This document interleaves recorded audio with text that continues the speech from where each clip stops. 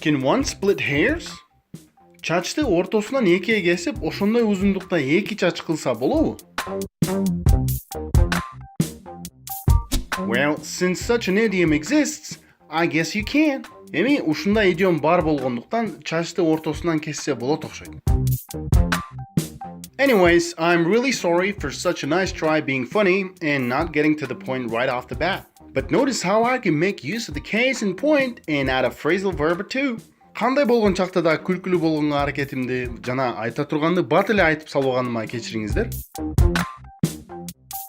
So, if you're still here, the idiom split hairs means to make or focus on trivial or petty details, differences, or distinctions.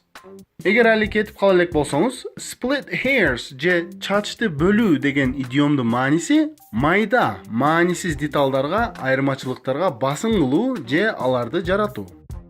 For example, misалы, I'm sorry to split hairs, but your portion of the bill is $25.97, not $25.79. Чачты бөлгөнүмө кечирим сурайм, бирок счеттогу сиздин бөлүгүңүз $25.79 эмес, $25.97. Here's another one. Дагы бир мисал. These shoes are exactly the same, so stop splitting hairs. Бул бут кийимдер оп окшош. Чачты бөлгөндү токтот. Демек, өтө майда айырмачылыктардын үстүнөн талаша бербе деген ой. So, do you split hairs? Leave your opinion in the comments. Siz чачты бөлөсүзбү? Пикир калтырыңыз.